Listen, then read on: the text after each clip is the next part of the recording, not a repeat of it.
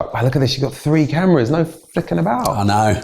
Look at that. So you got a PD 150, 300D. Oh, you'll know all this world, won't you? And you're on a flipping Samsung. Hilarious. When you guys have stopped flirting, just let me know. Yeah. I love it. Just means absolutely nothing to me, all this. Oh, mate, it's the difference between you looking like a character from The Simpsons, a character from the Lego, and you look in HD. It's important, is it? Oh, yeah, you need to know your cameras, man. Really? Trust me. Yeah, hell yeah. Is there any work you can do with me then on these cameras? Get rid of my red face.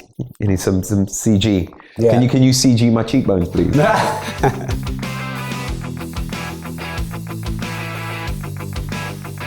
Hi, it's Rob Moore here and welcome to the Disruptive Entrepreneur Podcast. Now, I've just finished a in-depth conversation, not an interview, a conversation with Reggie Yates. You probably know him as an actor, a producer, a documentarian. He's a DJ. He hosted The Voice, and now, of course, he makes many of these real-life documentaries.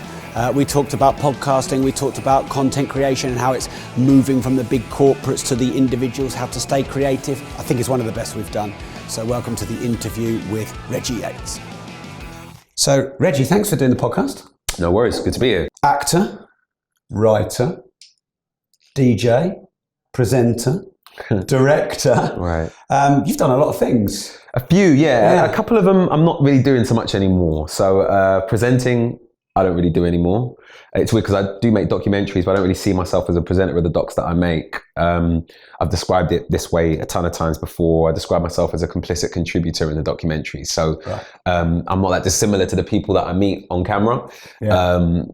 I'm just aware of the process. So, there's no sort of big pieces to camera in the way that you will get in like a dispatches or anything like that. It's very different, sometimes quite immersive. So tonally, I don't see myself as a presenter at all anymore, and entertainment presenting doesn't really interest me in the way it used to. And acting, I don't do anymore either. No. Partially because I don't think I'm very good at it. And I also fell out of love with it. You know, I started out as an actor at the age of 8 years old. And by the time I was in my mid-20s, I'd kind of fallen out of love with the process. And what I loved was this idea of creating as opposed to being the mouthpiece for somebody else's creation. So going from Pinocchio to Geppetto has changed my relationship with content. And as a performer, I sort of no longer see myself as the person who speaks to somebody else's narrative. Yeah. I feel that I have to speak my own, really, either in drama as a writer director or in the factual space. So if you could describe yourself as anything, what do you do? I'm a creative who is lucky enough to tell stories in different ways. So that could either be through photography. I've always loved taking pictures, and I occasionally have exhibitions. Like last year, you geeked out about that's why I was getting excited about the cameras in the room. I mean, I'm not so much of a DP in the way that these guys are, director of photography, in the way that these guys are or aspiring to become. I'm a stills photographer, and I love taking pictures. So I exhibited at the Tate Modern last year, and it was like a real moment for me. I sort of stood there thinking, if only my art teacher could see me now. Do you know what I mean? I get to sort of tell stories in different ways. So if it's photography, that's one way. Writing a book, it's another way. Or the more obvious ways are documentaries and drama. Were there points in your journey, through acting, doing the documentaries, doing the DJing, where you got a little bit worried because you were like, wow, I've been an actor for many years and now I don't want to do it anymore? Or did you just naturally just dance and let your career guide you? A bit of both. It's a bit of a weird middle ground, really. I have always been very aware of where it's all headed, but I've never quite known how I was going to get there.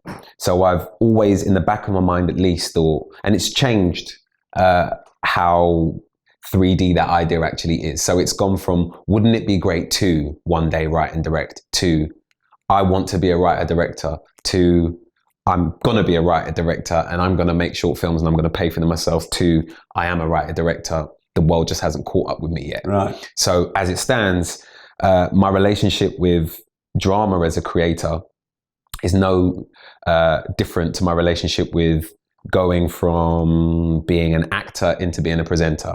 There's like this weird sort of simultaneous thing that happens where I'm doing a bit of both, and then eventually it blurs into me doing only the one thing.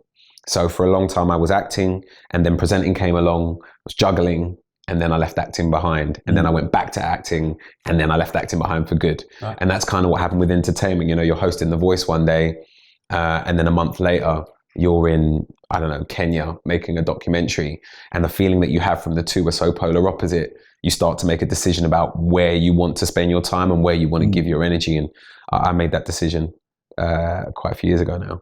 I feel like I sense that you have a great deal of confidence in yourself, or some kind of faith or ability that where you're going will manifest itself. Because I know a lot of people are scared of that. You know, they've studied their whole life. They've been in X career for 10, 15 years. They want to get out, but they can't because they feel trapped, maybe financially trapped, can't afford it, or they've got to skill up. You know, like, and please correct me if it's been a bit more difficult behind the scenes, but you just seem like you've danced through one career to another and been able to forge your own non-restricted path. Whereas if you think of most people's careers, it's the opposite. I'm really, really pleased that you see it that way, because that to me says that I'm doing a good job. And the people that I've chosen to have around me as a team are also doing a great job, because if the perception is that I've sort of danced along and it's sort of all worked out beautifully, then it's coming together in the right way, because it definitely hasn't been that.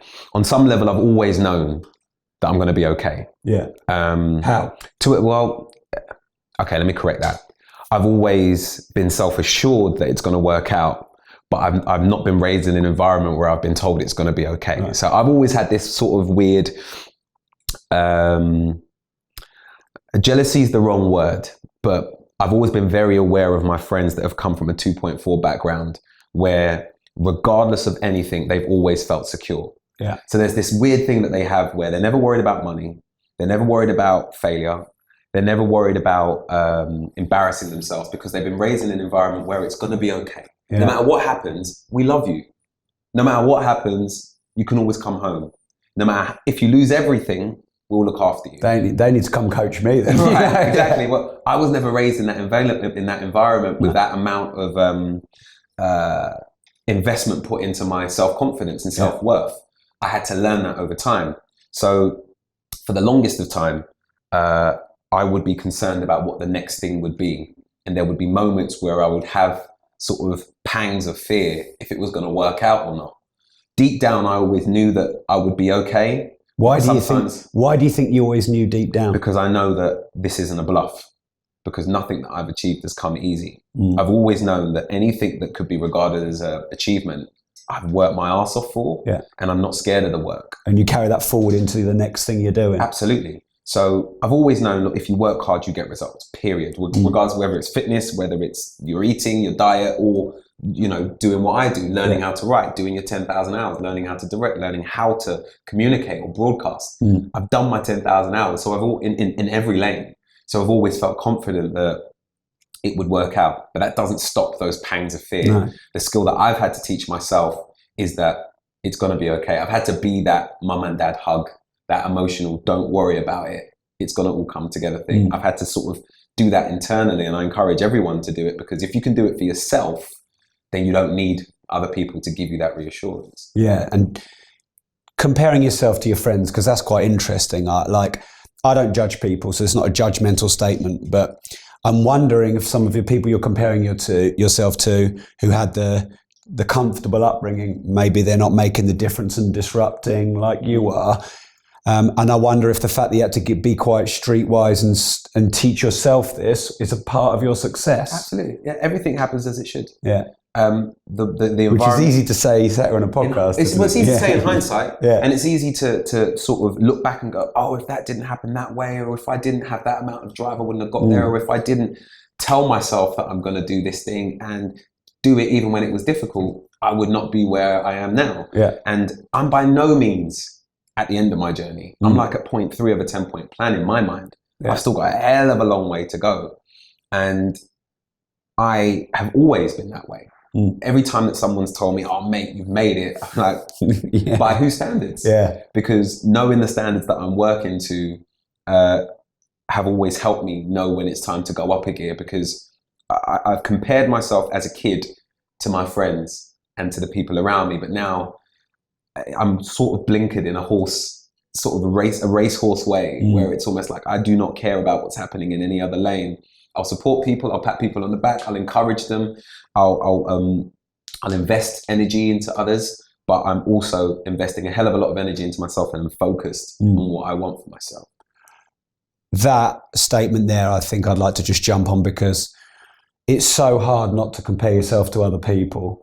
And how many times do we compare ourselves to other people and then feel motivated, inspired and great within ourselves for who we are versus, that influencer, that actor, that athlete, they're so much better than me. I'll challenge on that and say, please do. Say I've never felt that.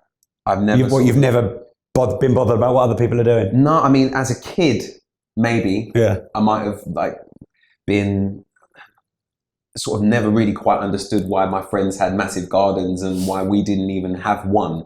Why we had one tree in my estate and my mate Kieran had 3 in his house. That was the thing that I was like, okay, this doesn't make sense and this isn't fair. That was the thing as a kid that if there was comparing to do. Yeah. But as a performer and as an actor and as a presenter, even at the youngest of ages, I was like, I'm not like anyone else. I'm me. Yeah. So I started out in a drama group, a local community drama club that taught us so many mantras, us being the kids that came through there. One of them was there's no such thing as star of fame.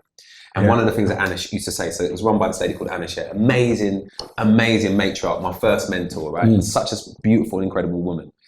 And she used to have this kid, and she used to say this thing every week that I still say now, and it's quite funny. And I only say it around people that went to Anish because they get it.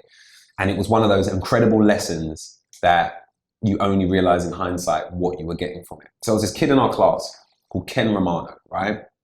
Handsome kid, always immaculately turned out, beautiful manners, really, really handsome, really, really well, just really beautifully put together, right? He would offer himself up to help out. He would turn up early. He would stay late and clean up and all the rest of it. And whenever Anna needed anything, she would go, Ken, darling, Ken, can you move my tambourine to the other side of the thing? Ken would move it. And she'd go, oh, Ken, you're so lovely. Ken, in fact, class, why can't we all be like Ken Romano? And she used to say that all the time. Why can't we all be like Ken Romano? And then the whole class would say in unison, because we're all individuals. And she'd do that maybe 3 times a class. Why can't we all be like Ken Romano? That was a great improvisation. Why can't we be like Ken Romano? Because we're all individuals. I was saying that for a decade, from the age of 8 to 18. And by 18, you were going, and you're rolling your eyes. But 10 years later at 28, I'm sort of going, holy cow. I understood the power of me from when I was in primary school and understood that my individuality is my superpower. And that was something that was given to me as a kid. Yeah, if you could do some kind of visual flash on the screen and pause and zoom in at that point. I understood the power of me and understood that my individuality is my superpower. That's a gift, to not compare yourself to anybody else and understand that you have unique talents and a purpose and you're meant to be who you are. Yeah. And I believe a curse, because I've had my head in both camps, is where you're idolizing people, trying to overly model them, or comparing yourselves to other people. Yeah, I've never done that. No. I've never sort of idolized anyone. And I remember when I was in kids TV, that was in the era of like your smash hits and your sugar and all of these teen magazines. You used to always have to do these stupid interviews with really annoying questions like, in 5 words describe, and you're like, no, I don't want to do this. Wait a minute, I better edit my questions. Oh, crap, sorry. Yeah, that's all right. Walked us into a conversational cul-de-sac. Yeah. Anyway, I was always asked these silly questions by these magazines. And one of them was, that I was asked on a regular basis, who's your hero? Who do you look up to? And I could never answer the question. Because I've never looked at someone and gone, I want what you have, or I want to walk the same path that you have. I'll look at someone and go, I really admire what you've achieved. Yeah. I admire the person that you are. That's the in difference, your career. Isn't it? Yeah, it's admiring someone and saying, okay, there are points in your career or moments that you've achieved or created that I would like to emulate, but in my way. Yeah. And from a young age, that's always been the way that I've seen people that exist in the lane that I want to exist in.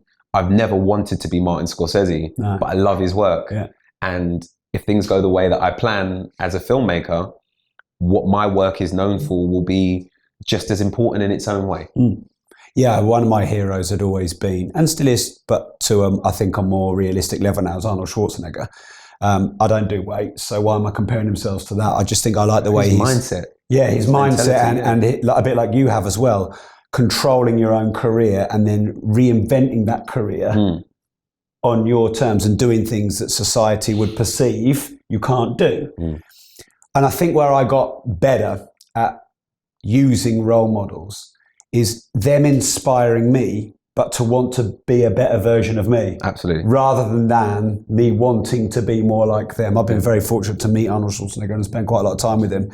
And I realised that, you know, I'm different and that's okay. And I just, so using people to make you want to be a better version of you, that's, because we're all inspired by people. Absolutely. It's just not sticking them up too high, I suppose. Yeah. Well, for me, it's about having the self-awareness to know what you're good at and what you're not good at, and doubling down on the things that you're great at.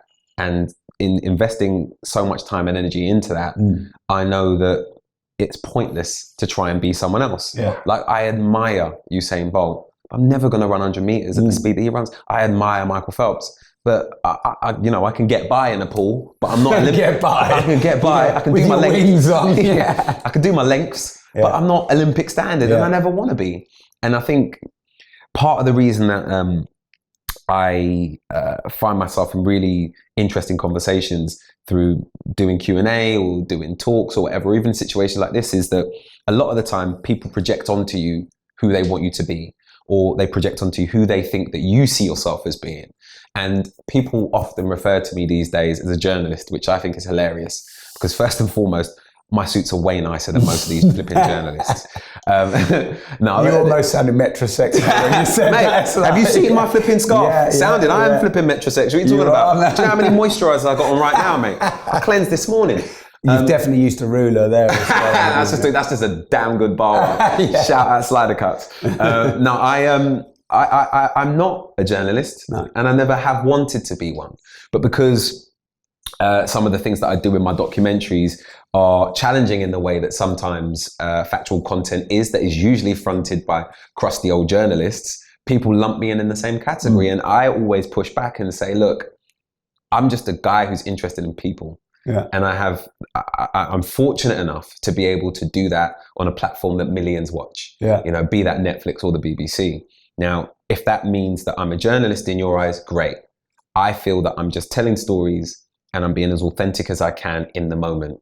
And if that makes me a journalist, great. But I don't think I actually am. No, I think everyone is projecting who they perceive you to be or what they want you to do onto you. I think that's a natural human trait. Right. Like when we discuss ideas and opinions, ultimately we're trying to convince others that our opinions are right, and they therefore put labels onto us. Right. They don't do that on purpose to hurt us or box us. It's just how they understand. How do I understand Reggie? Because Reggie isn't very understandable. Yeah. If you think society, well, one person does this and one person does that. Yeah.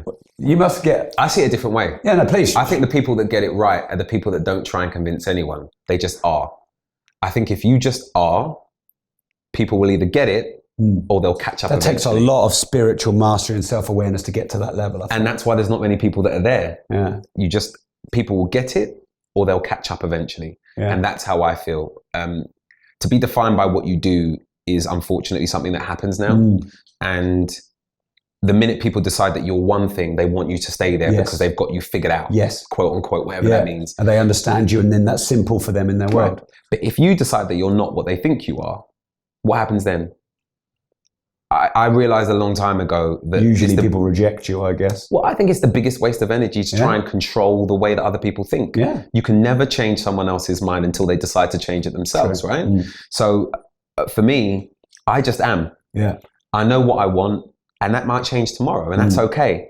But at no point am I doing or being for anybody else. You know, the people that I love and that I care about, I live to help and support and be there for them, but I will never be a way that they want me to be, regardless of how important they are to me. I think that is really powerful. I just wrote a new book which comes out next year. It's called I'm Worth More. And a big point I try and make in the book is you are not defined by anything you do or anything anyone says or any mistakes you make. So it's like a lot of people, like let's say, I think this is one of the reasons why you've been able to dance with your career and take it where you want to go. Because you can, exactly. You can own being an actor or you can let it go. Because an actor isn't who Reggie is. Reggie is Reggie. You can own being a DJ and then you can walk away from it because you're not putting who you are on a DJ, a presenter or an actor. You are something bigger, more transcendent, whatever word you want to use. Kind of why I'll never list what I do in the bio part of any social media. No, you let Wikipedia do that for you. and it's all wrong on Wikipedia. I mean, some of it's right, but most of it's wrong. Yeah. And it's really, I find it brilliant because when I get interviewed by people, I know if they've used Wikipedia or not, because there are certain things that they say and certain quotes that make that are just wrong. And I like it being wrong because it's not written by me and I have no part of it. It's nice that some of it's right and that people care enough to amend it. But I ain't amending it, you know? So I find it quite funny. Yeah. So your career that you've moved along, I think I know the answer to this, but I want to answer it anyway and the reason I'm banging this drum, one is because my podcast is for entrepreneurs and their biggest leap of faith is going from the job that they have sold themselves out on for 20 or 30 years into the unknown risky world of starting their own business or the new business or the scaling up, which of course I've gone through a lot. So are there any parts of your career progression, let's call it that, your journey through life where you look back and go, do you know what? I should have done more of that. And let me give an example.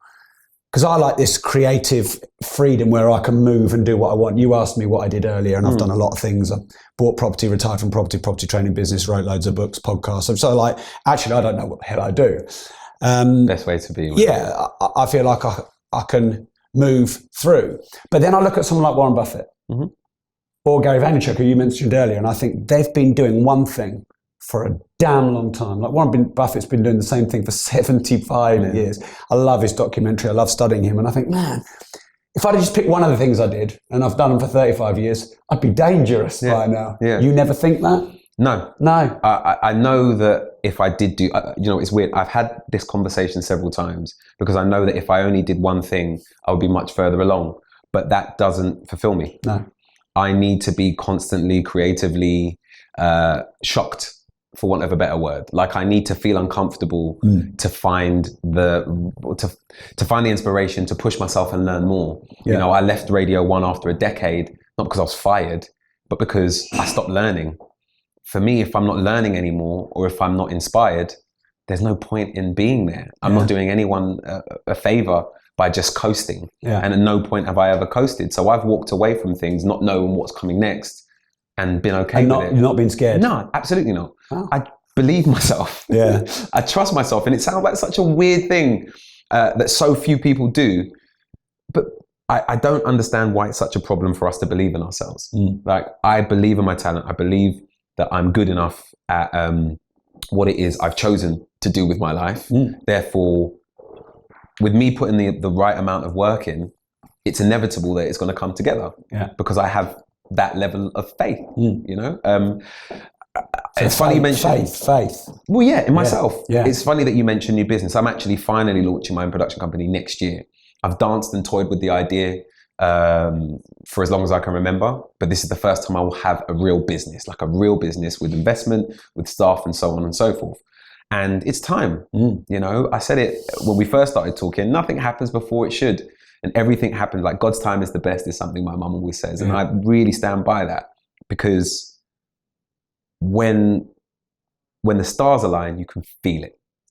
And when it all feels natural, when it feels as if it was meant to happen in that time, it's undeniable. And that's where things are beginning to go for me now. Okay, so let's chat about that then. So maybe this balance we have between persistence and patience, because you're a hard worker, and so the graft and the persistence and the not giving up and the nagging at the people that you nag and the taking all the rejection that you've got to take. Absolutely. That's a part of your success. But what you said there was also a bit of a paradox in that, hey man, when the stars align, I'll be ready. So how do you dance with that paradox of knowing when to push and knowing when to wait?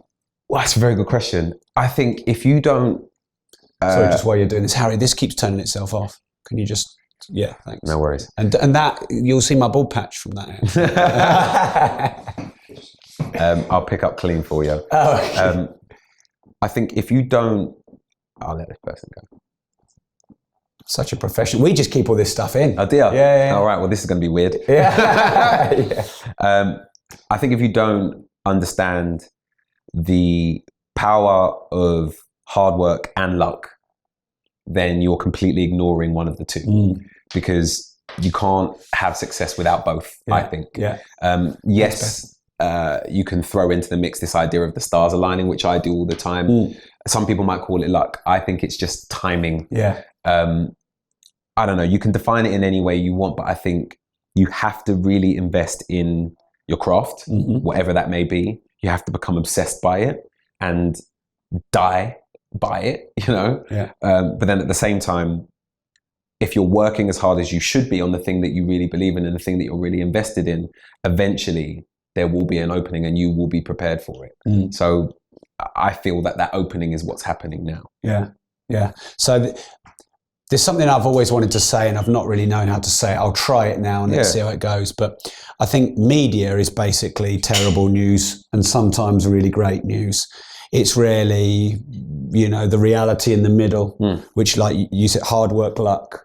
I think, you know, a lot of books and influencers, you know, there's only one way to be successful. You're a hard worker or you're lucky. It's 10,000 hours or it's genetics. In my studies and exploration of being a student of personal development, I feel like if you can embrace the paradox of both sides, you know, the persist, because I mean, if you know, hard work, okay, well, you can work 14 hours a day on the wrong thing and work really hard going in the wrong direction. Or, you know, like let's say, you know, I wanted to meet you and get you on my podcast. If I phoned you up every 5 minutes and emailed you every 10 minutes, you can be like, well, this guy can get lost because he's annoying me. So there's persistence to a point, and then you have to wait and go, if Reggie wants to do the interview, great. And if not, I've got... That's where self-awareness comes in. Yeah. If you're not, you know, like we've spoken about Gary Vaynerchuk, he preaches about self-awareness. Thankfully, I've got a bloody good therapist and it was on my radar prior to finding Gary V, but he just made me understand it even more in the business context.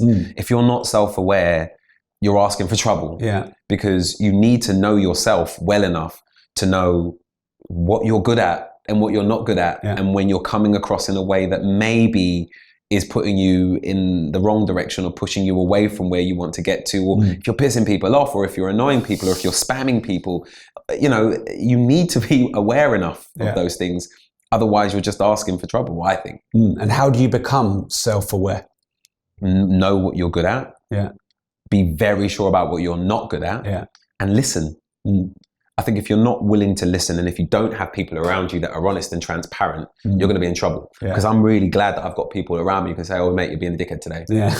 Or, "No, that was a bit shit. Oh yeah, I saw that thing you did. It was okay, but you need to do work." Like that was one of the reasons that I knew that acting wasn't for me, because I didn't care enough, and that started to show in the work. Yeah. I'd fallen out of love with it, and I could pull out my little violin and say it was because of the sort of roles that I was being offered. You know, there's only so many times that you can be offered. Well, I played Nathan 4 times, and he was the best friend of the white central character.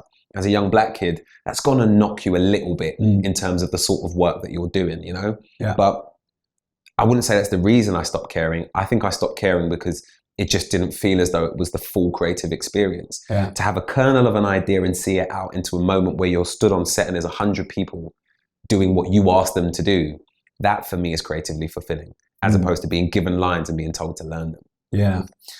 I think this, I mean, look, well, I could do hours on self-awareness, because I mean, for me, in my opinion, business mastery is self-mastery. Okay. And, you know, if you can't control your own emotions, how are you going to be able to direct your staff's emotions? How are you going to be able to look after your customers if you can't control yours? And I used to have a lot of sort of anger issues. And it wasn't because I was an angry person, it's because I couldn't handle confrontation. So I'd store bottle, because I couldn't handle any confrontation. Did you ever sort of explode? Yeah, every 6 or 12 months, I just have the biggest absolute meltdown, flip, you know, whatever. Would it be like at the person behind the till at Tesco? Or well, it'd actually normally be around the people that I loved and cared about the most, unfortunately. Or it would be at staff or whatever. And I quickly learned if you do that, you lose customers and you lose staff. So how did you learn how to control it? Because it cost me money, and I don't like me costing me money. And I saw the reactions An example, if you ever say to anyone, you work for me, that day is but everyone thinks, if you hire staff, you think they work for you. No one works for you. Everyone works for themselves. With you. Well, I think they work with you, really. Yeah, they it's do. Collaborative, right? Yeah, exactly. But people are working with you to pay their mortgage, to spend time with their kids. Yeah. They're not working for you, but I think a lot of people, when they start business, that's what they perceive. And so, I mean, business is a great educator of managing yourself.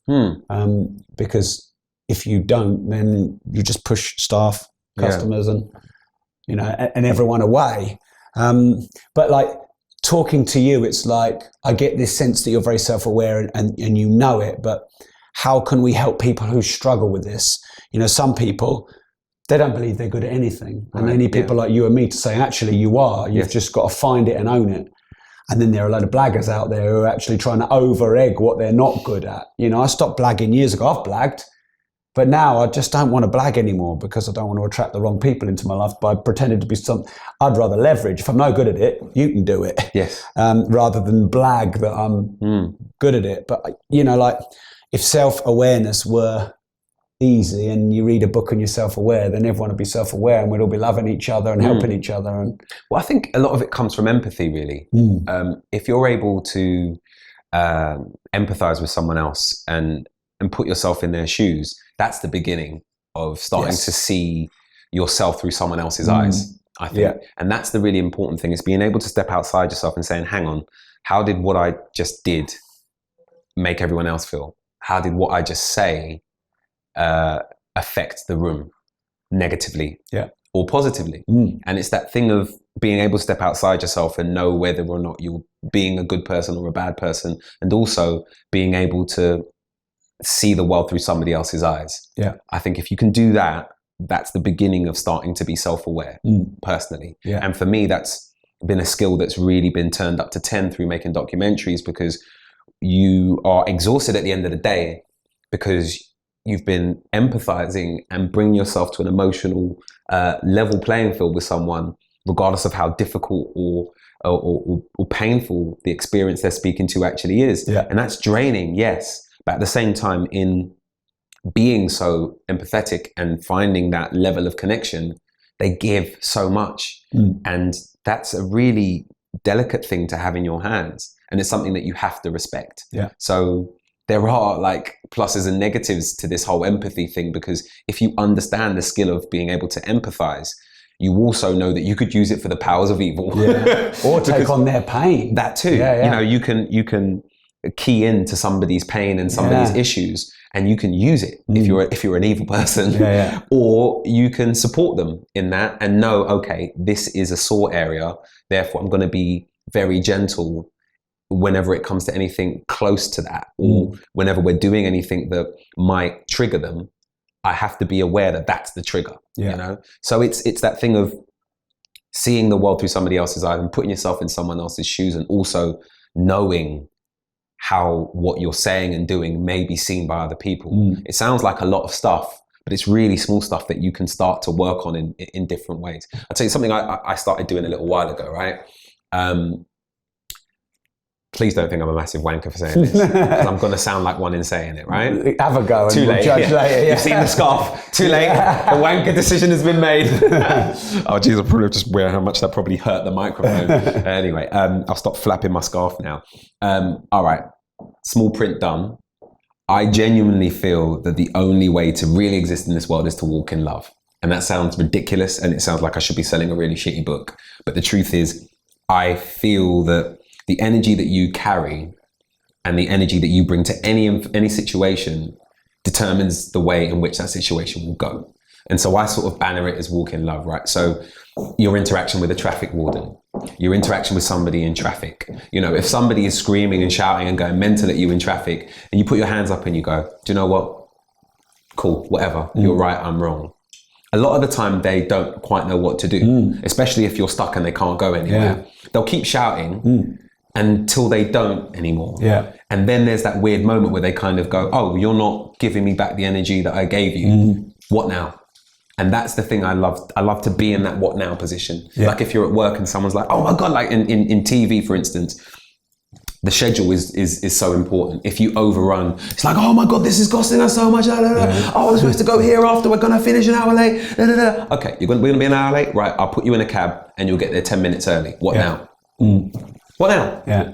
All of that stuff that you just brought to this table isn't about this thing that's happening. It's about something else. Yeah. So let's park that and ask what the hell was going on with you. And when you start to have those kind of conversations with people, the connections that you make are so authentic and so real that idea of walking in love just ends up warp speeding you into real relationships, platonic, financial, business, romantic, whatever those relationships are.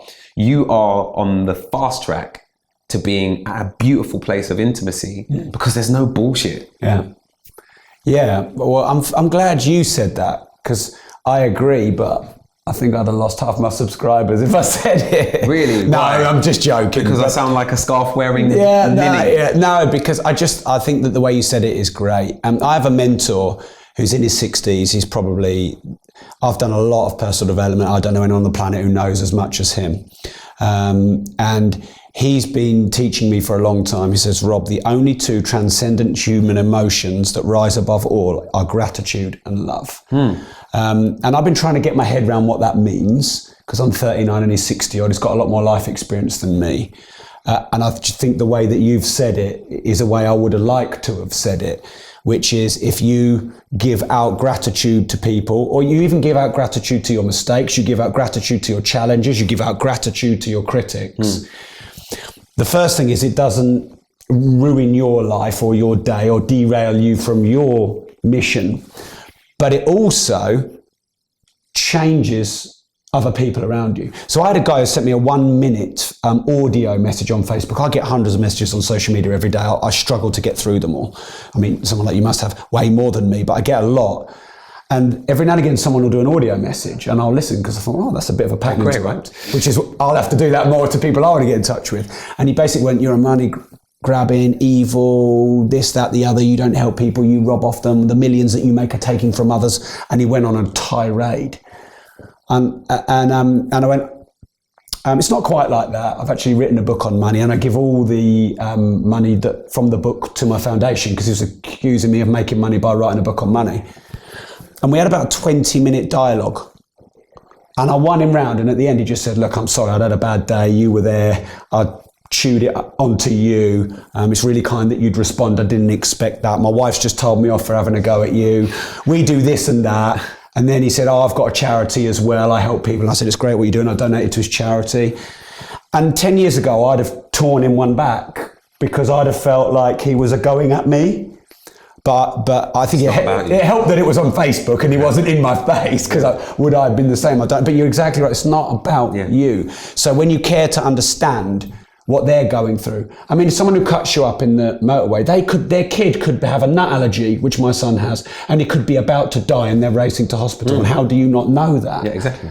It's not about you. No. It's one of the most beautiful things that I learned. And I had to learn that at quite a young age, because when you're on the telly, as we say here in London, you say in the UK, you must get a load of shit and grief and hate. Do you know what? I'm probably, touch wood, saying this isn't going to change it, but I'm one of the fortunate few that doesn't.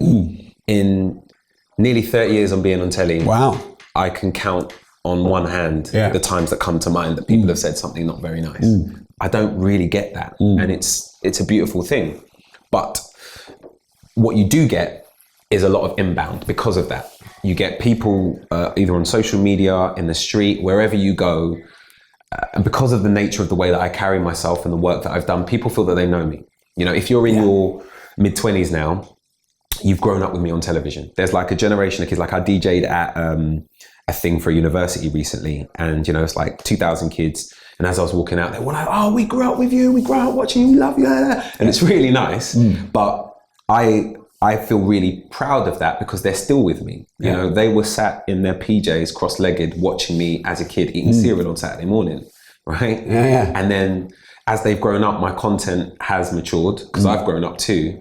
And now I'm making content that speaks to what I care about. And as they're coming out of university or they're in their early 20s, they are now asking questions about the world, and they're coming to my content because they know me. or at least they feel that they know me. Yeah. So when they see me on the street, it's like, "You're right, Reg." But like, "Yeah, how you doing, mate?"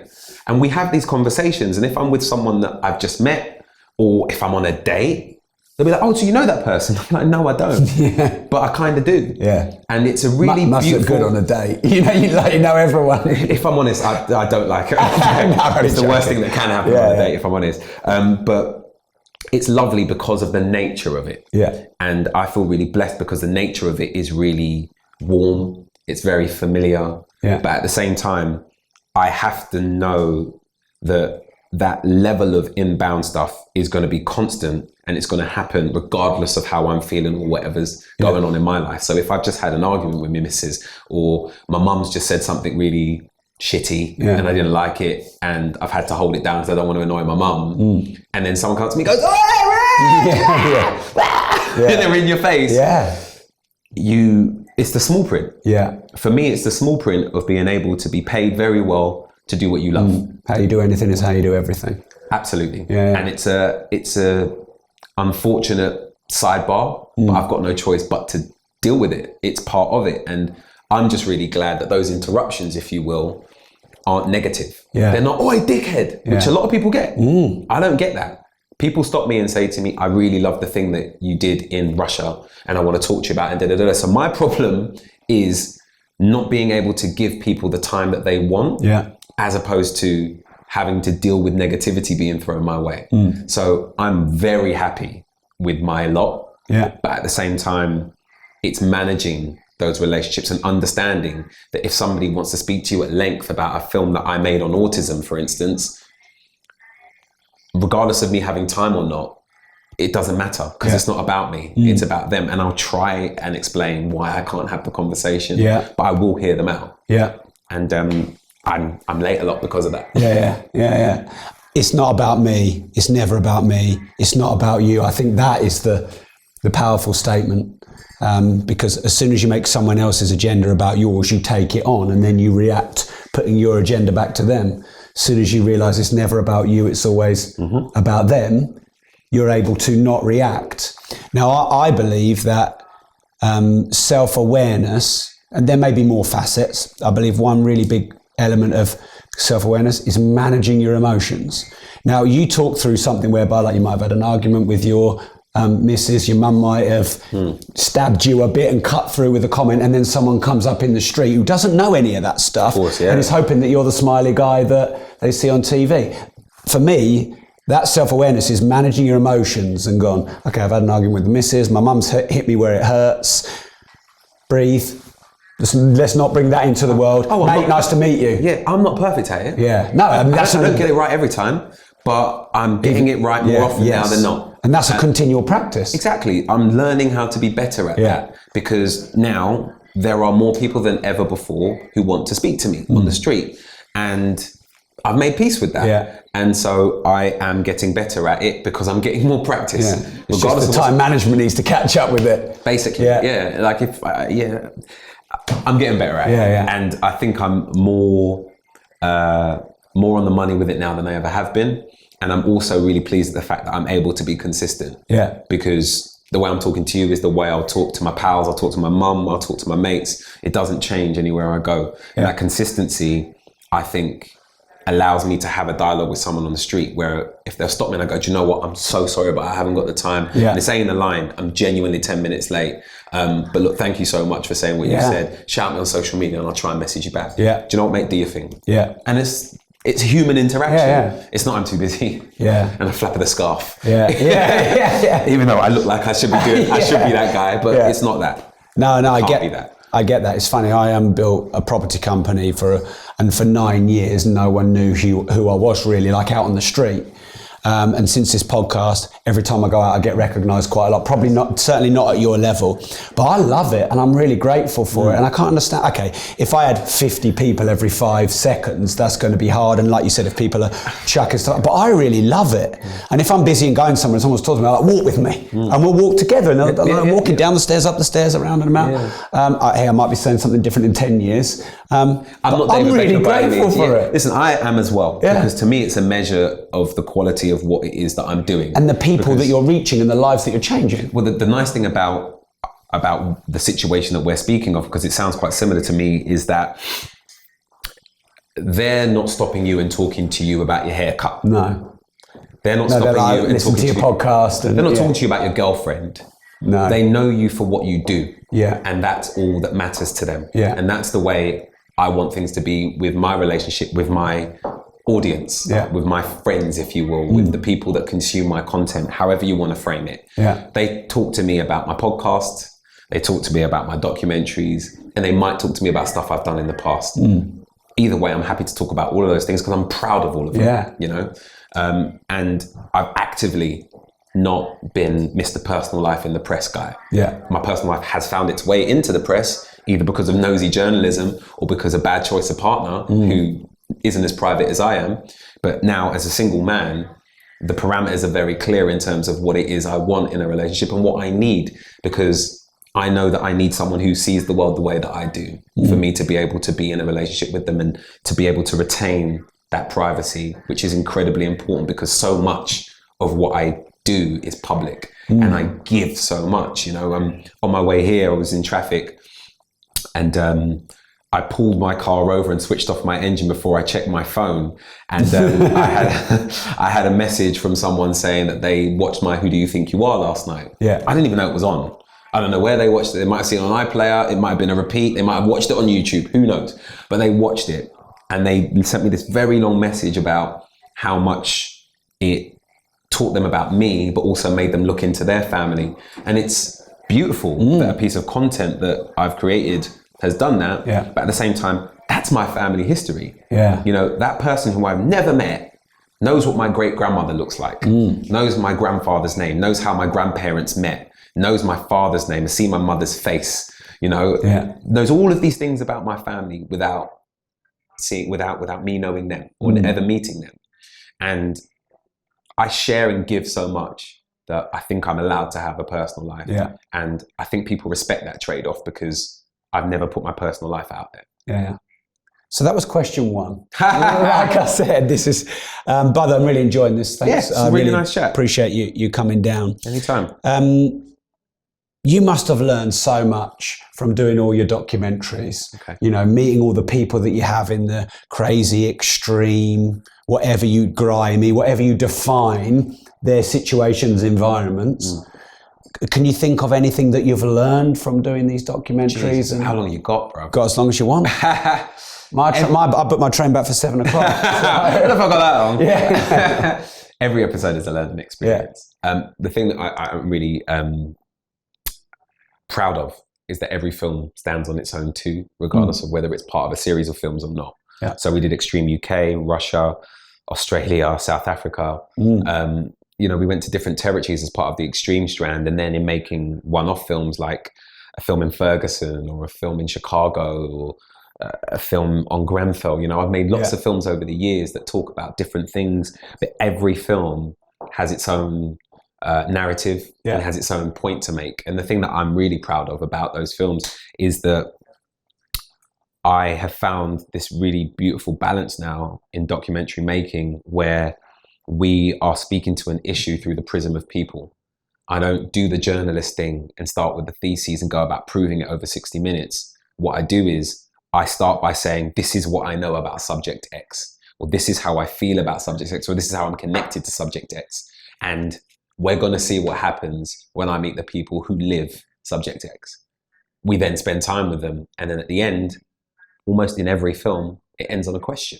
And the beautiful thing about ending on a question is that the people watching can then have a conversation.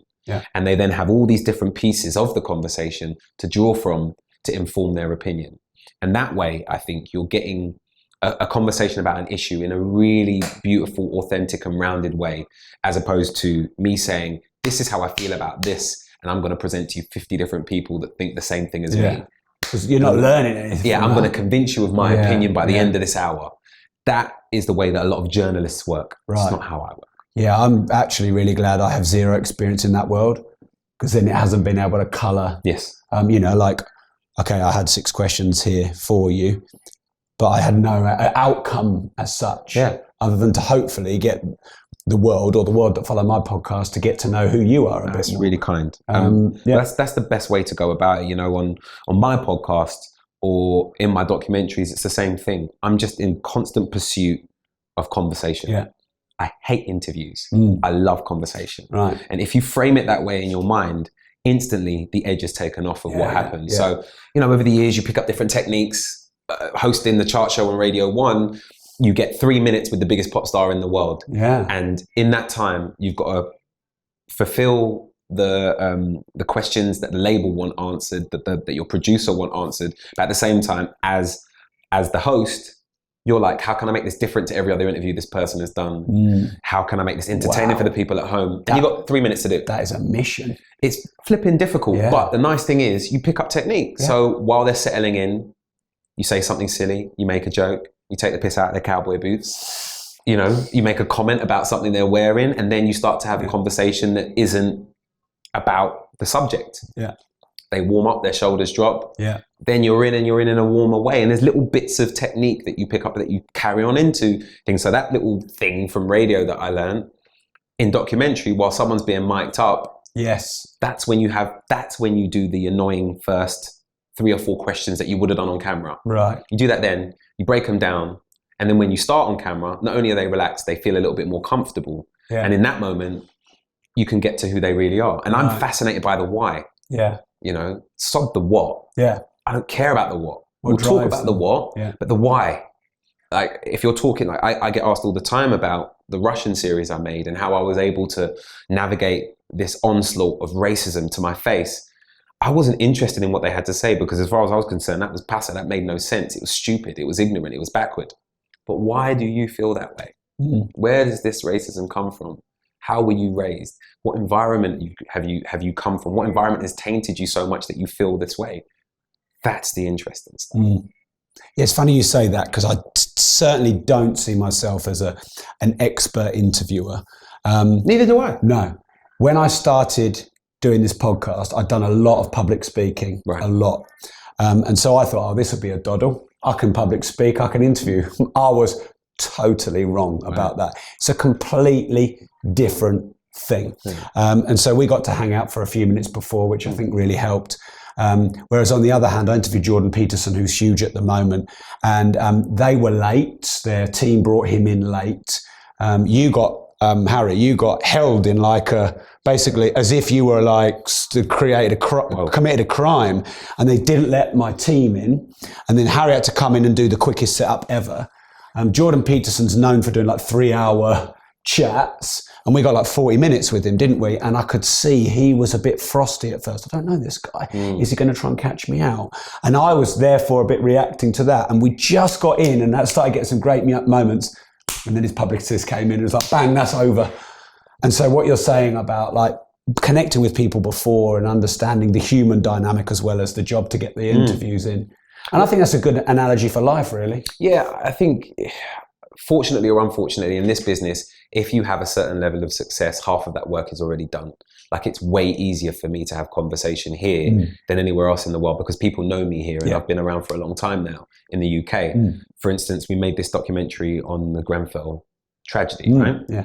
And I was at the memorial wall and I'm looking at different pictures and dedications to people that lost their lives, and a white van pulls up and the geezer leans out the window and he goes, "Oi, Reg, are you making a documentary?" I was like, "Yeah." He goes, "You making it on Grenfell?" I went, "Yeah." He went, "Come over here, I've got a survivor in the van."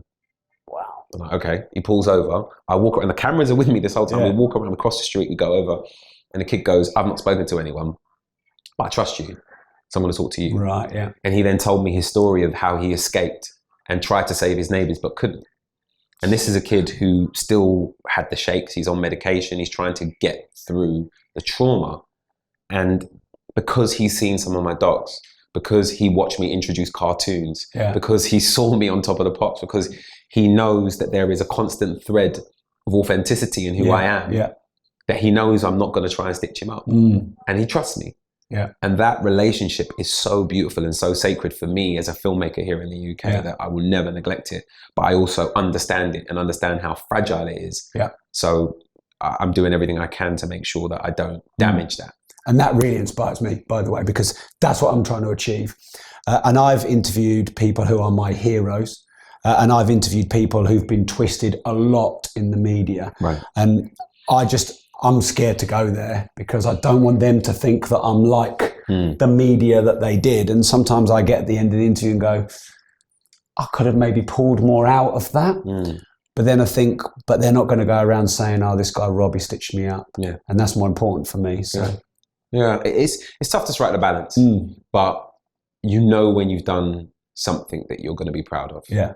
And only you know that.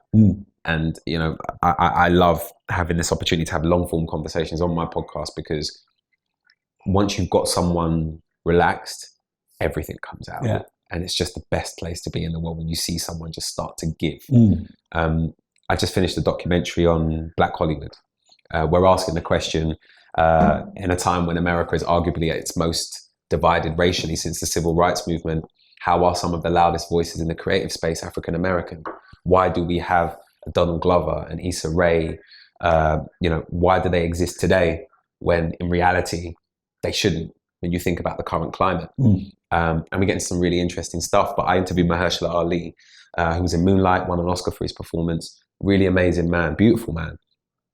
And at the end of the interview, after he sort of gave so much, he went, I've never said any of that stuff before. And I was like, okay. Yeah. And he said, am I going to get in trouble for some of that? And I went, well, if it's the truth, no. Yeah. I was like, cool. And he was cool with it. And it was really lovely. And it was a lovely moment for me because this is a man who's been interviewed by everyone. Yeah. But because the conversation was so natural and so honest, he forgot that he was being filmed and just gave. Yeah. And that's the beautiful place that I try and get to as often. I don't get there every time. No, of course. But sometimes you do. And when you do, it feels flipping amazing. Yeah. Yeah, I can definitely relate to that. Your podcast, what's it called? Let everyone know about it. It's just called the Reggie Yates Podcast, funny enough. Oh, right. Should be able to find that. Yeah, you should be able to search my name. Yeah. So I used to have a podcast called Talk Stew. Yeah. And the reason that this is so much better, in my humble opinion, is because we went for the dollar. What does we went for the dollar mean? I did a deal via my management with a platform. Yeah. And we were semi-exclusive to them.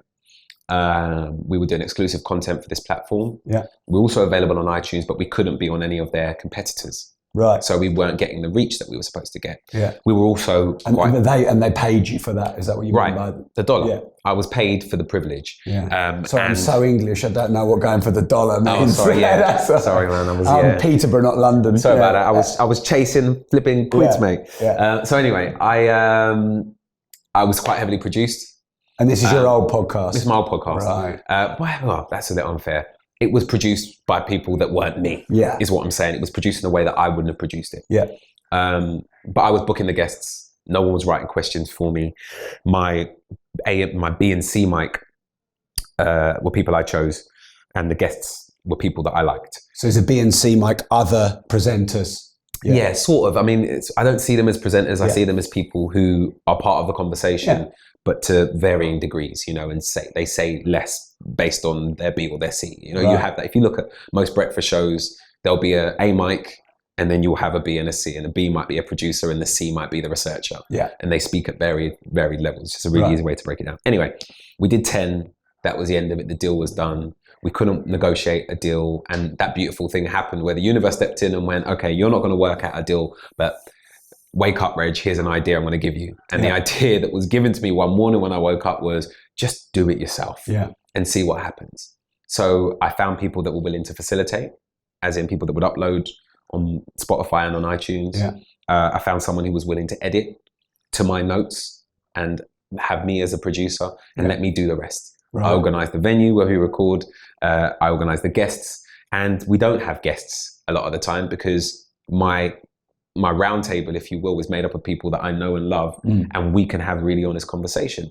And as a result, it's one of the biggest things that I'm doing right now, in my humble opinion, and that's not numbers, that's engagement. Yeah. Like a documentary will get millions of people watching, but the amount of people that stop me, that email me, that call me, that text me off the back of, say, for instance, an episode we did on mental health. Yeah. They were like, that was so beautiful and so honest. And it's very rare that you get men talking so openly about such difficult subject matter. For instance, the episode we just put out last week, the audio was corrupted, so we couldn't put out the beautiful sounding audio that we recorded on the day. But the content was so strong, we lifted the audio off of the cameras and put that out.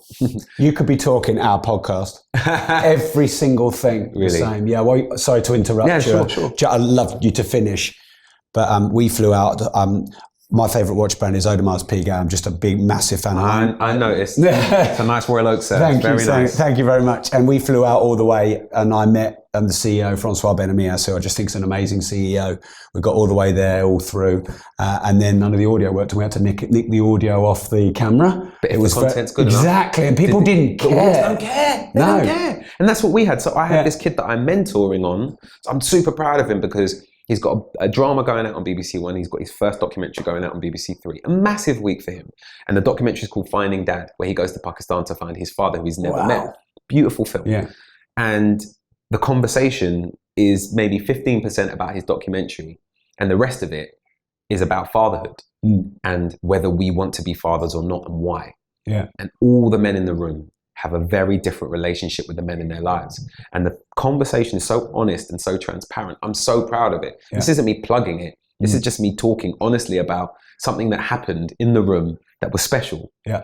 And as the producer, I made the call that, you know what, this is still going out, regardless of the fact that the audio isn't at broadcast quality. Yeah. Solid, it's going out, and the reaction has been amazing. Yeah. So to go back to my original point, ownership is everything. And owning the narrative as well as the IP is important, and just as important in my opinion. It's funny because I just never would have assumed doing it your way. Right. Yeah, I've never sold anything of mine to anyone else. I think, and I could be wrong here, correct me if I'm wrong here, I think that's because you started as an independent, and started as someone who is in control of their own destiny and narrative. Yeah. I've come through, think about how different the business was 30 years ago. There weren't podcasts. There wasn't even the fucking internet. No, right? You're right. So it's TV or nothing. It's even before cable. It's before Sky when I started. So your agent and your manager knew everything. Yeah. And you just did what you were told. And in my lifetime and in my career, everything has changed. I love the way it's changed, by the way. So do I. Yeah. And I think we're getting better content because of it. Because now the power is in the control of the creators. And as someone who... Media's been completely decentralized. Absolutely. You are a media company. I'm a media company. Right. Brands are the same thing. It used to be Sky or Sky. Yeah. It's a very different beast now. And as a result of that, I am thankfully coming of age at the same time as I'm growing in confidence to control my content. So as of next year, projects will be co-pros between my company and whoever it is I'm working with. Otherwise, why am I doing it? Yeah. Because I understand what I bring to the table. And I also understand the power of, quote unquote, the brand that I've created. Yeah. And also my experience, the value of that. And it's more than just being the front man now. I'm not just a presenter or a host or a complicit contributor or whatever I want to call myself. I'm a producer. I'm a writer. I'm a director. I'm all these different things. What does a producer do in your Well, it depends on the producer. You know, you sometimes have creative producers who might, if from the drama space, the creative producers, it's easy for you to say, they might suggest cast, they might suggest location. Right, okay. Or they might be quite straightforward and they might be just logistic. Or, you know, they might literally just have an amazing black book of contacts and they might just open them up. Or they might just have shitloads of money and say, here's my money, use it wisely. Yeah. It depends on the producer. There is no rhyme or reason to it. Do you have to raise finance for your shows, your documentaries that you do? No, but for my film, I am in the process of that. Right. So I make my first feature film in 2019. Wow. Which I'm really excited about. So I've written it and I'm directing it. Yeah. And the funding is coming from two places and tax credit. Right. It's low budget. It's not massive. You know, it's a couple of million, not a lot of money for a film, but it's my first, and you know, it gives me more chance of being in the black if I spend less. Yeah. So in the film space, yes. Yeah. But in drama, I've just sold a show to Sony Studios in the States, comedy drama that I've written. I'll be directing 10.5 hours. That will be paid for by both the channel and by Sony Studios. Yeah. For instance, I also have a drama that I'm doing with the BBC that I've written and I've created and I'll be directing as well. That is too expensive. That's 6 hours too expensive for the BBC in terms of what they normally pay for now, because it has a different time period to it. Yeah. Therefore, it will have to be a co-pro. So we'll partner with a Showtime or an HBO or a Netflix, and or whatever, they'll fund it, and they'll co-fund. Oh, right. And that's the way a lot of deals are being done now. Right. You know, like the Night Manager, for instance. Yeah. That was brilliant. It was $3 million an episode. What? That's why. We loved it. That's why it was brilliant. That's why. We loved it. Me and my wife loved that. And a lot of people did. Yeah. But it costs money to make something look as international, would something be as international, and look as slick, to hire actors of that quality.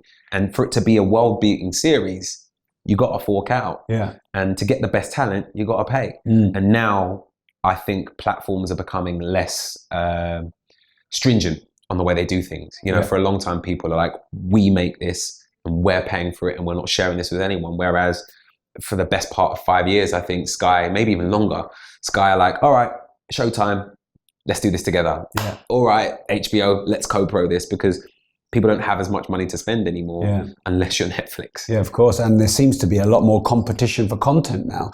Did you see that unboxing match between those two? KSI the YouTube. Paul. Logan Paul. I mean, that.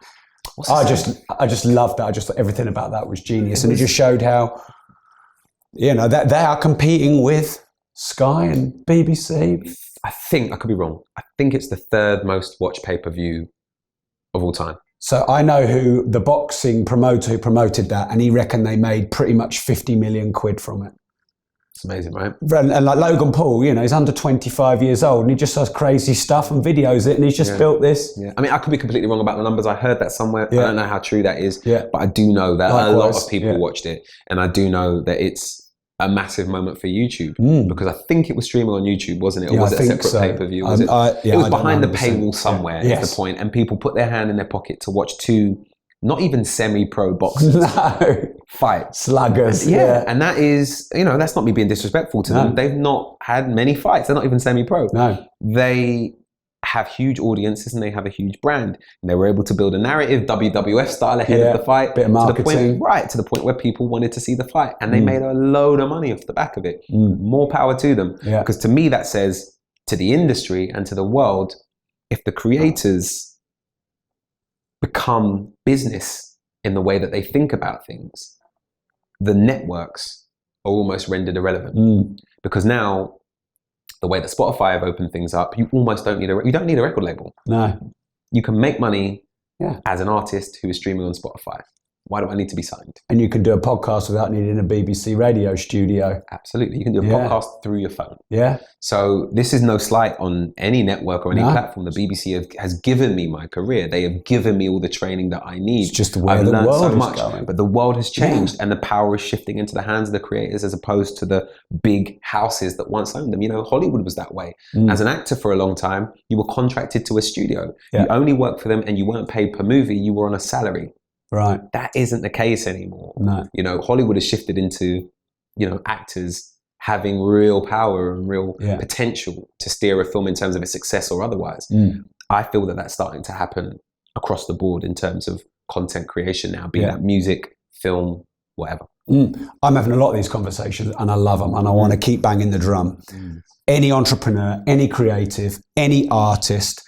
I interviewed the actress who plays Arya Stark in Game of Thrones, Maisie Williams. She's lovely. Super smart. She is. She's very smart. And she's just launched her app, which is really? Yeah, she's launched an app, Daisy, which is for creatives to put their work out to the world and get seen and get reached. I used to be an artist 12, 13 years ago. I couldn't break through getting my art anywhere seen. I just couldn't compete in the world where Damien Hirst and Tracy Emin were, you know, because I was quite modern in my art.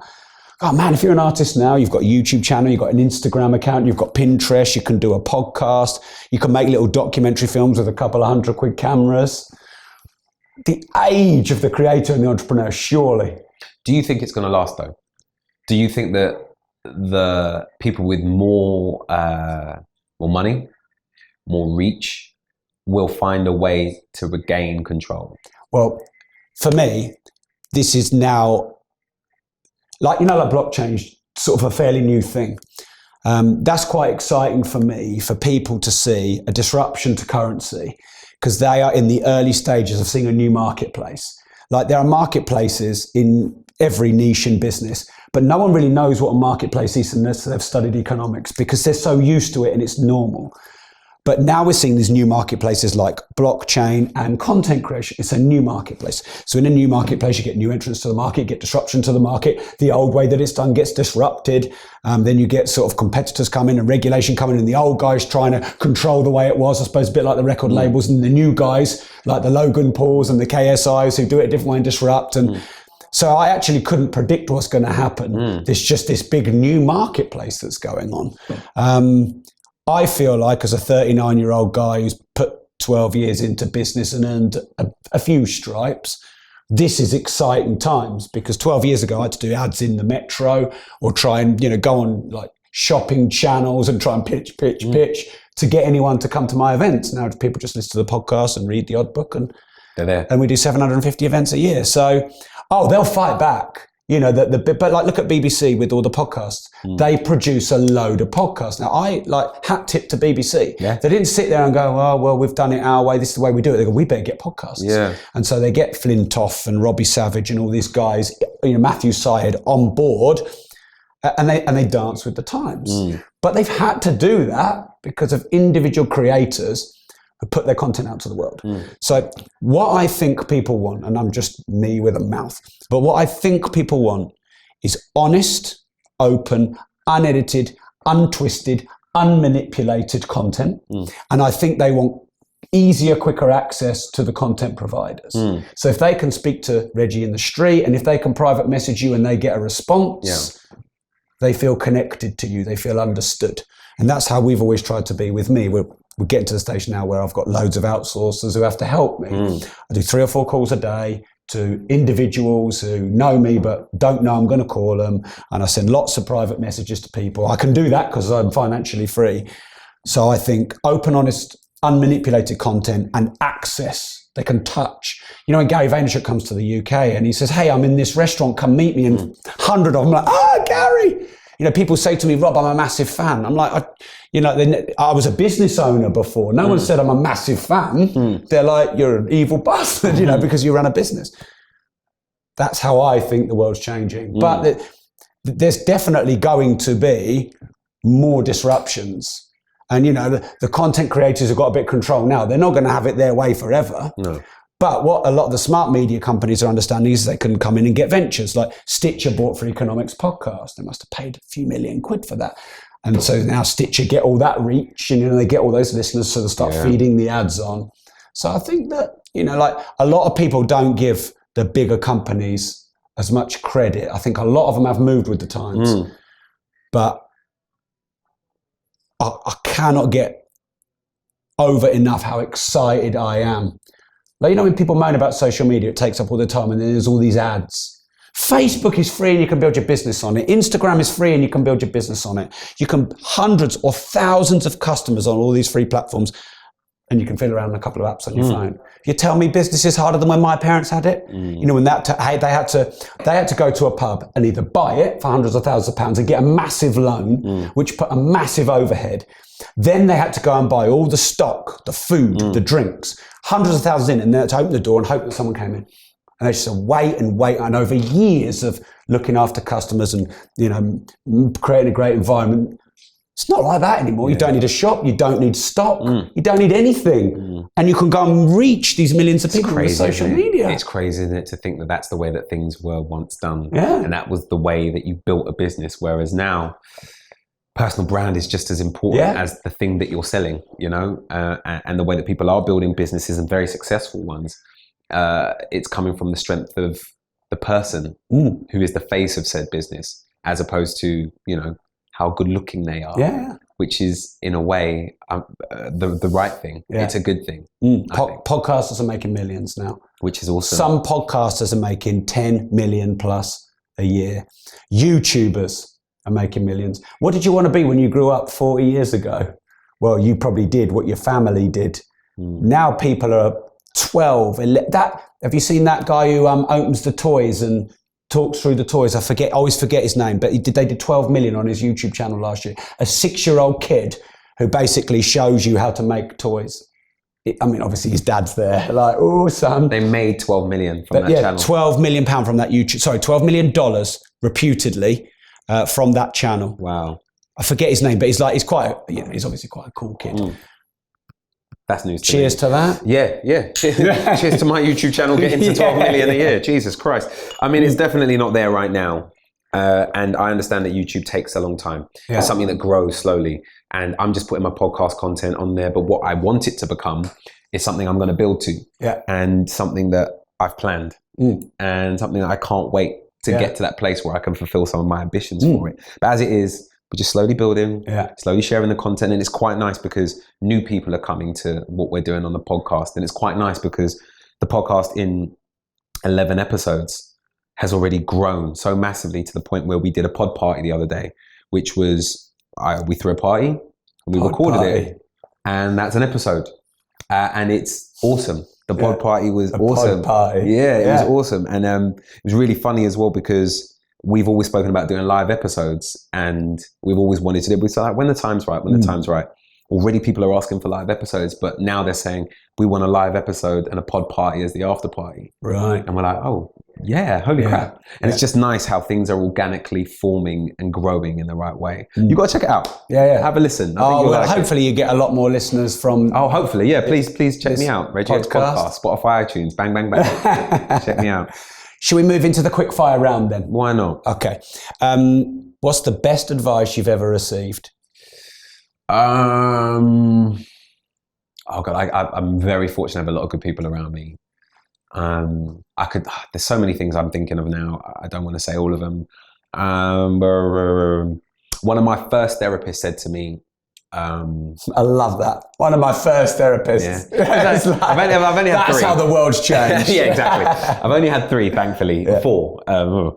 Yes, I've only had 4. Anyway, he said, every time you come in this room, we're going to talk about stuff that relates to 3 subjects. Who you're with, where you live, and what you do. Almost everything that you think about will come back to one of those 3 things. And if you get 2 out of the 3 right, you'll be bouncing. If you get 3 out of the 3 right, you'll be flying. And as a really simple way to break down how I feel and where I am with everything, I run it through that checklist and through that filter. Yeah. And today I'm 2 out of 3. Yeah. And it's a really nice place to be, knowing that that 3rd one that I really want isn't a million miles away. Yeah. And it's not the golden rule of therapy by any means. And it's not, we didn't only speak about those 3 things, but a lot of the stuff that we spoke about pertain to those 3. And being able to say and almost compartmentalize what you need is a really powerful thing, I think.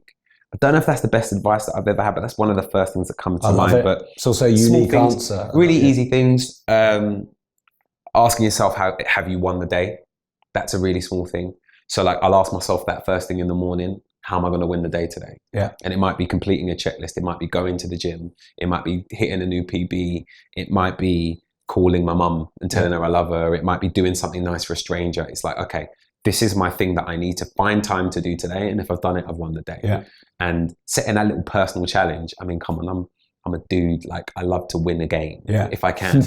Like even going to the toilet is a game, If there's a skid mark, I'm going to piss it away. Like I have to get rid of that skid mark on the toilet during this piss. If I win that, yes, I'm a real man. But like, that's not on my win the day list for the record. But no, you've moved beyond that. I like to think transcended that emotion. Yeah, sometimes, not all the time. But I'd like to think that most days, not every day, if I set myself a win the day challenge and I win it, it's the best feeling ever. Love it. Worst advice you've ever received? Don't do that thing. What that is, I won't say. Don't do that thing because you're not good enough. As someone who now mentors 5 people, that's like the worst advice you can give to somebody who is creatively growing and exploring. I think when someone is still in that embryo phase, the worst thing you can do is crap on them. Yeah. The best thing you can do is encourage them to do better. But at the same time, being honest. Yeah. Tell them where they've gone wrong, but give them advice on how to get it right, but allow them to get it right on their own terms, regardless of how long it takes. Yeah, like I hate doing that to people because I'd never want to squash someone's dream or feel like I'm responsible for that. It's got to be done. Yeah. But that's the thing, of self-awareness, right? Yeah. Like I will, for instance, this girl who, funnily enough, I'm mentoring through BAFTA. So BAFTA suggested me as a mentor for this girl. Oh, wow. And she wants to be a creator, but has a singing career. And I said to her, I'm going to be really honest with you. Your singing career is very confusing for the thing that you're saying that you want to do and the thing that has actually put you and I together. So I'm not asking you to make a choice. I'm asking you to be honest with yourself and have a level of self-awareness as to where this creative endeavor is taking you versus the creative endeavor that you've been working on for the best part of 20 years has taken you. Yeah. What is it that you really want to do, and what is it that's truly going to get you to where you want to get to? And that's tough love. Yeah. But it's helpful. Yeah. Well, what's the, no point in having a dog and bark yourself. What's the point in having a mentor, and not actually taking on board some of that, by definition, a mentor is going to guide someone somewhere they haven't been before. Yeah. Which means new questions and new answers. I'm in a fortunate position. I mentor a lot of people. And in the early days, I would maybe avoid hard questions to make them feel good and motivated to go out there and get results. It's really Otherwise, important. you're not a mentor. You're just a mate, Yeah. a sycophantic mate. It's weird because I sort of, I try and find a balance in that mentoring thing of being the person who can challenge you and say difficult things, but at the same time, not being Mr. Appointment Man. Yeah. So I am available on phone, text, and email at any time. Yeah. But we will meet face to face at these planned points. And I feel that allows a sense of freedom in the conversation and a looseness that takes it away from this elevated hierarchy. Yeah. And it makes it more of a level playing field where there's respect, mutual respect, but at the same time, it's not Master Splinter and one of the turtles. Do you know what I mean? I'm not Mr. Miyagi by any means. Yeah. And I just really love to be able to share my experiences, both in terms of success and failure. Yeah. And understand that, and have them understand that I'm not telling them to do what I did. I'm telling them to learn from what I've done and choose to use it in the right way. Yeah, great. If there was your most scorned ex or partner, I've not asked this question before, and if it's shit, then I won't ask it again. I'm just challenging myself to ask something different. If there was a scorned ex or partner of yours who wasn't glowing reference of Reggie, what would they say is the best and worst thing about you, your strength and your weakness? I think based on who I was at the time of the relationship, they'll say my strength is my creativity. And I think they'll say my weakness is my inability to listen. And I think they'd be right. I think in the worst relationship that I've been in, at its worst, I didn't communicate properly. Yeah. And I didn't listen. This is therapy now, isn't it? Yeah. I didn't communicate properly and I didn't listen. Yeah. And they're things that I've worked on since it ended, because I identify quite quickly that was the part that I played. I'm very big on ownership. If you can't own blame the yourself. Role, if you can't own the role that you played in something that didn't work out, then you're probably the reason it didn't work out. Yeah. And that pattern will repeat throughout. Absolutely. Yeah. And we all have a part to play in anything that involves more than just us. Yeah. So either you're allowing someone's behavior to happen, or you're the reason for that behavior. Yeah. So I learned a hell of a lot of myself through it. And I think I just didn't listen and I didn't communicate properly. Yeah. And I hope I'm better at it now. Yeah. And obviously that's great for other people to hear. What's wrong with the world? Maybe one thing that you feel it's important that we change. And this is the penultimate question. Sure. Good timing. We've got a 5-minute warning and we've got about 2 minutes left. I don't think we have enough empathy. Right. I don't think we are willing to make time for other people's stuff. We all have stuff, and everybody is carrying around stuff. Some people might be carrying around a shopping basket full. Some people might be pushing a flipping truck uphill. Yeah. I think that my stuff is now in a shopping basket, thankfully. Yeah. But it was at one point a truck that I was pushing with the engine off and the clutch up. Yeah. And I look forward to your stuff being in a bum bag. I think that would suit you. One day, like a shiny, horrible purple bum bag, all my stuff will fit into. But yeah, we all have stuff. Yeah. And I think knowing that when someone comes to you with a weird energy or with negative sort of outlook, a lot of the time it's not about you. And having the empathy to understand that and respect someone in their tough times, I think is something that we're missing. Yeah, great. Final question then before you send us where you want listeners to follow you, and that is, this podcast has the word disruptive in it. It's called the Disruptive Entrepreneur, but it's not just about entrepreneurship. What does the word disruptive mean to you? Well, to me, being disruptive means having the bravery to change things on your own terms. I had a really long conversation yesterday with two friends over Sunday lunch, and I was challenging one of them over the idea of there being a generational split in terms of creators, particularly in the drama space. He's an actor, right. I'm a writer-director. Yeah. And I was saying that the generation before were very closed and were very much, I'm going to get where I need to get to and I'm not going to bring anyone with me. Whereas now, the level of content and the level of creators getting through the door has elevated to a point where we're helping each other, and we're not helping each other because it's a bringing. We're helping each other because there's a level of respect there.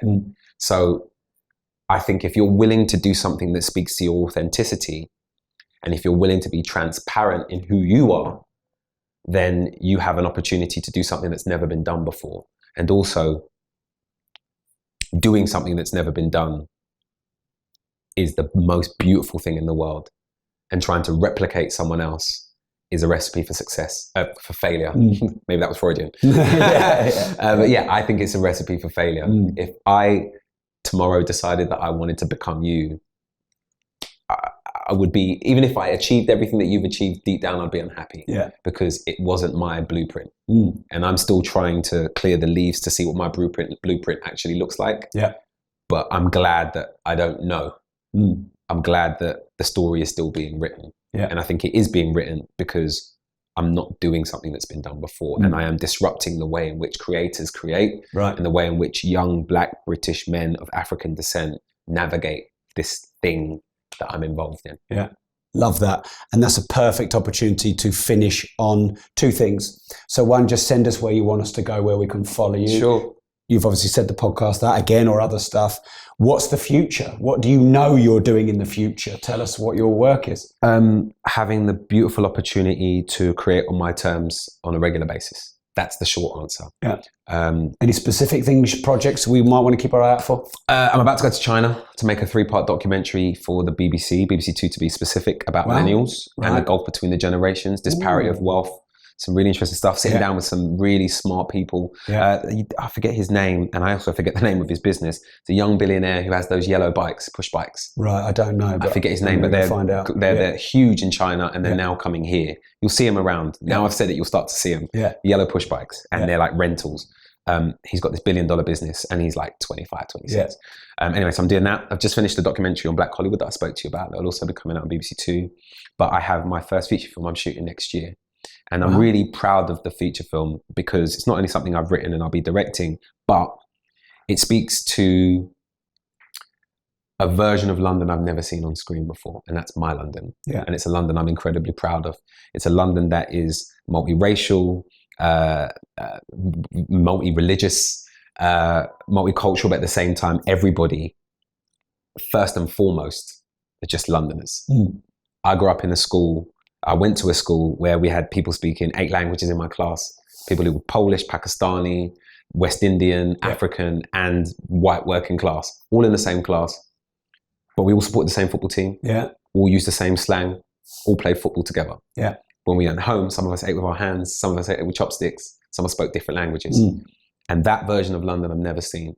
And I've made it my mission to show that version of London. And I get to do that through the context of what I think is quite a fun little movie. Yeah, that's excellent. Do you have like social media platforms? I mean, on all social platforms, I'm at Reggie Yates, but my podcast is the Reggie Yates Podcast, and you can buy my book. I wrote a book about my documentaries through Penguin Random House. Yeah. You can buy in all the usual places. You can get the audio What's the book called? It's called Unseen My Journey. Right. And it's on Amazon and all the other places. So yeah, go check it out. It's been out just under a year now. Great. And first book I've written. Hopefully there'll be more to come. Yeah. Reggie, thank you very much. Nice one. Appreciate it. Thank you so much. Thank you. Thanks for having me.